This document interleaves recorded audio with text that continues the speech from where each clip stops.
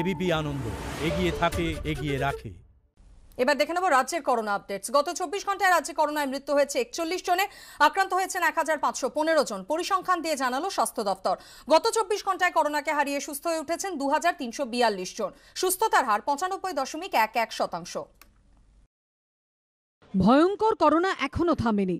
সংক্রমণ আগের তুলনায় কমলেও প্রাণহানি ঘটেই চলেছে। এরই মধ্যে ব্রিটেনে করোনা ভাইরাসের নতুন প্রজাতি উদ্বেগ চরমে তুলেছে।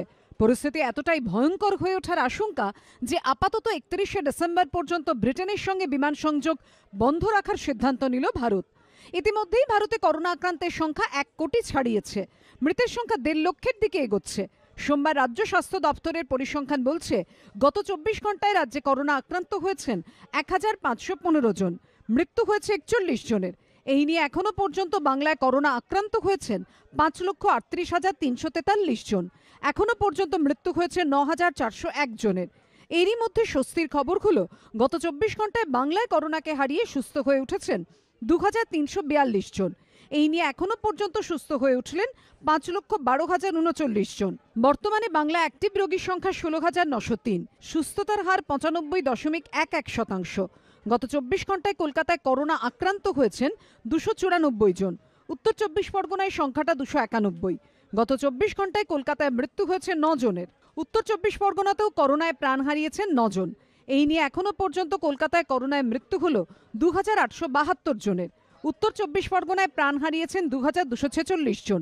এই পরিস্থিতিতে বারবার প্রশ্ন একটাই, কবে সাধারণ মানুষ করোনা ভ্যাকসিন পাবেন?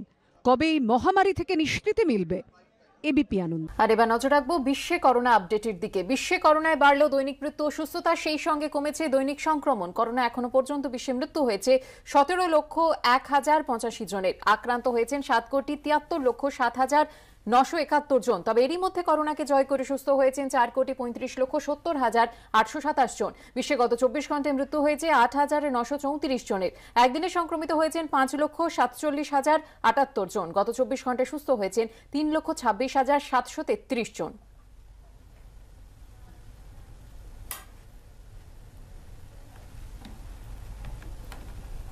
বৃষ্টি, গত শনিবারই আমরা দেখলাম পশ্চিম মেদিনীপুরে অমিত শাহের সভা এবং সেখানে শুভেন্দু অধিকারী সহ আরও অনেকে বিজেপিতে যোগদান করলেন। সেই সময় বলা যেতেই পারে যে বিজেপির মাটি কোথাও গিয়ে শক্ত হচ্ছে এবং তারা আত্মবিশ্বাসে ফুটছে।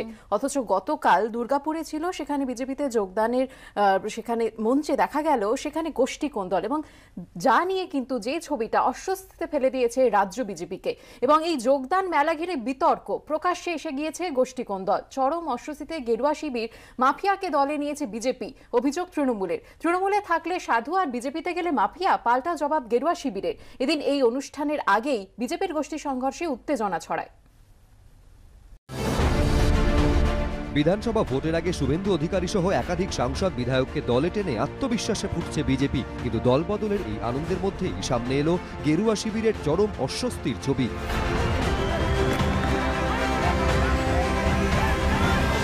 প্রকাশ্যে গোষ্ঠী কোন্দল, আদি বনাম নব্যের লড়াই। সোমবার দুর্গাপুরের পলাশডিহা ময়দানে দিলীপ ঘোষের সভার আগে হাতাহাতিতে জড়ালেন বিজেপির পুরনো ও নতুন কর্মীরা। বিজেপি কর্মীরা একে অপরের দিকে চেয়ার ছুঁড়লেন, চেয়ার ভাঙলেন। 2017 का इलेक्शन में जो कोयला चोर लोग और जो लोहा चोर लोग बमबाजी हम लोग का 13 नंबर वार्ड में किया था, 14 नंबर वार्ड में किया था, 34 में किया था, लड़ा सब काउंसिलर लोग का घर में बम फेंका था। वो आज बीजेपी ज्वाइन कर रहा है। तो हम लोग इतना जिससे बीजेपी कौन कर रहा है, जो कर रहा है वो पता है, और भोला साहब करवा रहा है वो भी पता है, लखन गुरु भी करवा रहा है। দলীয় কোন্দলের পেছনে তৃণমূলের হাত রয়েছে বলে দাবি বিজেপির। যে পার্টিতে কালকে এসছে বা পার্টি জয়েনই করে নাই, সে বলছে তৃণমূল ইচ্ছা কথা প্ল্যান করে ঝামেলা করা যাচ্ছে, লোক পাঠিয়ে দিয়েছে এখান থেকে। বিজেপির যে যোগদান মেলা ছিল সেটা যে ভাঙাচুর মেলা, সেখানে চেয়ার ভাঙা হয়েছে, নিজেদের মধ্যে গোষ্ঠীদ্বন্দ্ব লড়াই হয়েছে। বিজেপির এদিনের যোগদান মেলায় আরও একটি বিতর্ক তৈরি হয়েছে। মঞ্চে যাকে বিজেপি সাংসদ অর্জুন সিং এর হাত থেকে পতাকা নিতে দেখা যাচ্ছে, তিনি হলেন রাজেশ ঝা ওরফে রাজু ঝা, আর ইনি হলেন পার্থ চট্টোপাধ্যায়। এই দুজনের বিরুদ্ধে আসানসোল ও দুর্গাপুরের বিভিন্ন থানায় কয়লা পাচারে যুক্ত থাকার অভিযোগে মামলা রয়েছে। বেশ কয়েকবার গ্রেফতারও হয়েছেন। আজ তাঁরাই বিজেপিতে যোগ দেওয়ায় সমালোচনায় সরব হয়েছে তৃণমূল। একজন কয়লা মাফিয়া, ভারতবর্ষের বড় কয়লা মাফিয়া রাজু ঝা, সেখানে নাকি আজকে ভারতীয় জনতা পার্টিতে জয়েন করেছে। যারা এতদিন টিএমসিতে ছিলেন তারা বিখ্যাত ছিলেন, যে বিজেপিতে এসে কুখ্যাত হয়ে গেল। ভোটের আবহে বারবার তৃণমূলের একাংশের বিরুদ্ধে কয়লা চুরিতে জড়িত থাকার অভিযোগে সরব হয়েছে বিজেপি। मेरे पास जो जानकारी प्राप्त हुई है कि इसमें बहुत सारे टीएमसी के लोग इन्वॉल्व हैं और सीबीआई को इसके शायद कुछ दस्तावेज मिले हैं।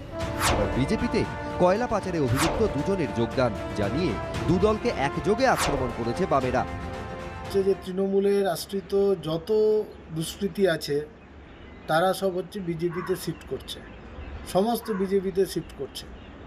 আর এখন যারা হচ্ছে বিজেপির কর্মী, যারা ভেবেছিল যে আর নয় অন্যায় প্রচার করছে, ওরা যত অন্যায়কারী, যত সমাজবিরোধী সব তো হচ্ছে বিজেপিতে, তারও বেশি অন্যায়। সব মিলিয়ে বিতর্ক তুঙ্গে। মনোজ বন্দ্যোপাধ্যায় ও অরিত্রিক ভট্টাচার্য, এবিপি আনন্দ।